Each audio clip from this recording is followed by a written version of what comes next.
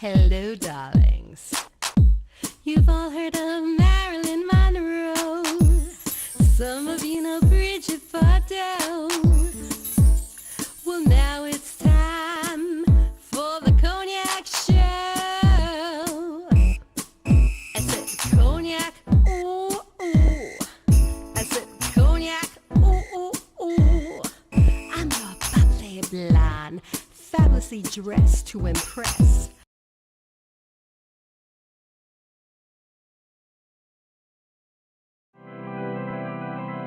I don't know what college I want to go to, but I know I want to be a teacher.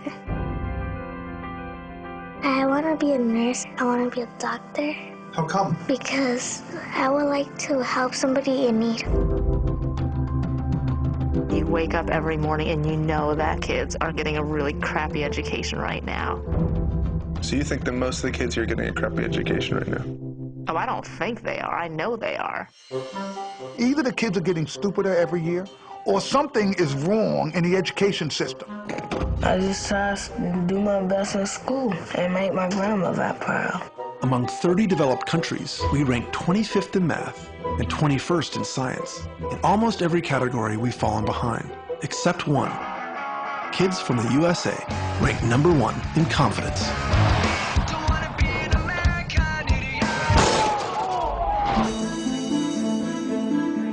I think about 60,000 people have gone to this school in 40 years.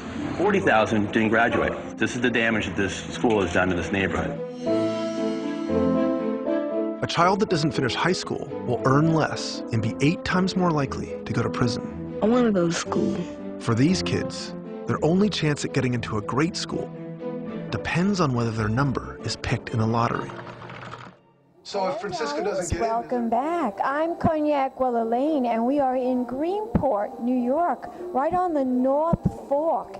And I'm here with Deborah, the owner of the Greenporter Hotel and Cueevo, Bistro and Bar. What a charming, beautiful, elegant little restaurant. This is such a wonderful haven to get away and have dinner. Very charming, Deborah. Thank you very much. Thank you for coming. It's really a very special place. Now, Deborah, your restaurant sponsored a very important event this afternoon at the library, the Greenport Library. Tell my audience all about that and why you wanted to sponsor this event. Sure. I sponsored the event because I'm an employer. I'm a businesswoman. I have 2 businesses, one here and one in the city. And especially out here in Greenport, we rely on a lot of summer staff because we're a seasonal business. So every summer I hire high school students and college students. Interns, and they're paid interns. And these interns are expected to do any number of tasks, from greeting customers to sending emails, manning cash registers, providing change for customers. We found that a lot of the high school students and even some of the college students didn't have the capabilities, or they hadn't had enough training to be able to provide proper change, do basic math, send an email to answer a very basic question: how do we get from the ferry to your hotel? These are college students, right? They're not even high school students. Some were high school, and many of them were college students. And even the college students didn't know how to go about doing this. There are many that don't. We have a front desk test, so now we don't rely on somebody's diploma anymore. We administer a front desk test, and the failure rate is pretty high. Wow. So I became very concerned about the state of education and saw this movie when it came out last year and was very moved. Where did you see this film? I saw the film when it first came out in the city. I saw it at one of the cinemas in the like on Fifth Avenue, like Village Cinema or something like that plays like a lot of documentaries and artistic films. And I saw it there, and I was so moved by it for many reasons, not just because the movie says that American kids aren't getting a proper education, but because of what it means for the future, what it means for those kids' future, what it means for our future as employers, what kind of a working force are we going to have, and then what it means for our future as competitors in the international markets, that a lot of the jobs that should go to American kids are getting shipped abroad to India and other places where these kids have math skills, engineering skills, technology skills, and a lot of the future jobs of that are coming up, whether it's in digital film, digital music, digital media, all those jobs are going to go to other countries if our kids don't step it up. You said it, darling. If our kids do not step it up, and everything you said is so true, even in my industry. I mean, I've spoken to interns, and if I reprimand them for not doing something, or even talking to a publicist, because part of our job is to talk to public relation people that are handling the interns that are handling it. I get these kids on the phone, you know, my assistant calls them up. These kids on the phone, it's like, don't yell at me, don't raise your voice. But what are these kids going to do when they try to become publicists and call an editor, and the editor hangs? They're going to have to make 100 calls before one editor talks to them. Absolutely, I so agree, and this is a real problem. It's a real problem even having conversations with these kids. They don't even know how to articulate. They don't even know how to talk. You know, some of it, I believe the responsibility does lie to a degree with the adults. It lies with me as an employer, it lies at home with the parents. I think that I definitely assume a responsibility here for training people. And when people can't communicate and can't articulate what it is they need to a customer, we provide a lot of training. Every week we have a meeting and we do training on how to resolve conflict with the customer, how to answer questions regarding rates, how to make eye contact with the customer, greet the customer before they greet you, because we're the people serving and we have to serve them. And I think that, the world of reality television has a little bit to do with this, because reality TV shows kids that they can just step out the door and they're entitled to a fancy car and fancy clothes, and they don't have to work too hard, and that life is a game. And it certainly isn't. We all know that, don't we? Back in a moment, darlings, and more interview right here at Cueevo and Bistro and Bar. Pink champagne kisses.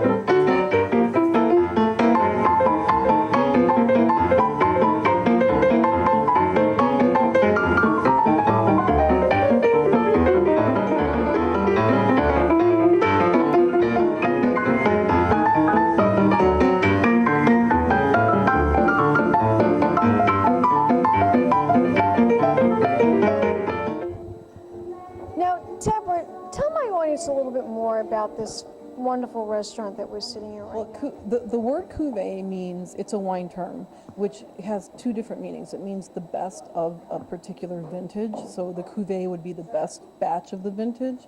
And it also means a cuvee is everything that went into making the wine special. Like you have two vineyards, both producing Merlot, one's better than the other. Why is one better than the other? Part of the cuvee is the winemaker, part of the cuvee is the terroir, which is the ground, part of it is the blending of the wine, how the vines and the grapes were looked after. So cuvee is the best of the run. It's a wine term. So I decided to name it Cuvée Bistro because we're in a wine country. There are about 60 vineyards on the North Fork. 60 vineyards on the North Fork. Wonderful. Mm-hmm. And so it's like a mini Napa East. And I wanted to showcase local wines and some international wines so that people can compare and contrast. And then also build a menu around the wine. So make wine-friendly food using local products and local produce, local seafood.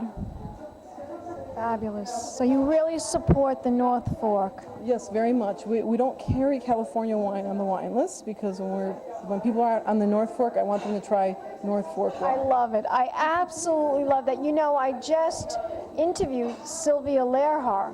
And she's a lovely lady, and she talked about the book that she just wrote, Savoring the Hamptons. And it's not just about the Hamptons, but it's also about the North Fork and what the community and how everyone works together, the farmers, the restaurants, the produce, everything works together to create a community of people that support one another. And this is a wonderful restaurant that supports the North Fork. So you built the whole menu around the wines of the North Fork. I love it. Tell my audience about the food. Now, we're looking at this wonderful array of appetizers. This particular appetizer right here. These are our Cueevo fried oysters. So these are locally harvested oysters. I work with a pretty well-known oyster farmer named Karen Rivera who farms oysters, and a couple of other, I use Pipes Cove. There are a bunch of different people out here that farm oysters. So we get local oysters that come right out of the water, and they come in the back door of the kitchen, and we put just a tiny bit of breadcrumb and a little bit of some herbs, and then they're just flash fried so that the center is still a little bit creamy. And then we put those on a bed of spinach, which also comes from a local farm, and we drizzle it with a little bit of truffled beurre blanc. So it's a layering of the flavors. Delicious, absolutely delicious. And this, my favorite, tuna tartare. I'm a huge lover of tuna tartare, and everywhere I go, I always eat the tuna tartare. This tuna, well, the tuna's from Gosman Stock in Montauk, and I use a little bit of red pepper. I use some Asian flavors in here. It has some soy. It has mirin, which is a Japanese wine. It has some sesame seeds. It has a little bit of togarashi, which is a little bit of a spicy flavor with orange peel, and some sriracha, which I put on the side because not everybody likes spicy. Some people just want to taste the tuna. So it's a little bit of an Asian twist on a tuna tartare. Now, you are also the chef. Not only are you the owner of the Greenport Hotel and the owner of Cueevo Bistro and Bar, but you are also the chef. What made you decide to open a restaurant and buy this hotel and get involved in the North Fork? It was, I've always been, I always wanted to a degree, I always wanted to be in the hospitality business. I entertained a lot and always threw a great party. I was always a great cook. Spent a lot of time around people that were great cooks. Was always very inspired by foods of the world. I spent a lot of time traveling, and everywhere I go I try to learn a little bit about the local food. And I had the opportunity to buy this property 11 years ago, and at the time it was just it was an original little piece. It was a motor lodge. And it didn't have a restaurant or the kitchen, so where the pool is now, we put in where the pool is now used to be a parking lot. So we put in the pool, put in a jacuzzi, built the restaurant, built the kitchen, and then this is just going to be a wine bar with like some, pate and smoked salmon. But then customers wanted more, so it kind of took on a life of its own. So we added more to the restaurant, built the terrace, and then we built an additional 20 rooms on the other side. You sound like a modern-day Mildred Pierce. Do people tell you that? They do. That's so funny. Tell my audience one more time the website. www.greenporterhotel.com. Let's toast, darling. Let's toast to a fabulous dinner right here at Cueevo Bistro and Bar. Thank you for coming.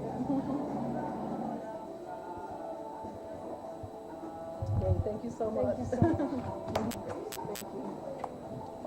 We'll be back in a moment, darling. Some more interview right here at Cueevo and Bistro and Bar. Pink champagne kisses. Fancy dress to impress. One of a kind girl. This has been a Crybaby Productions, darlings.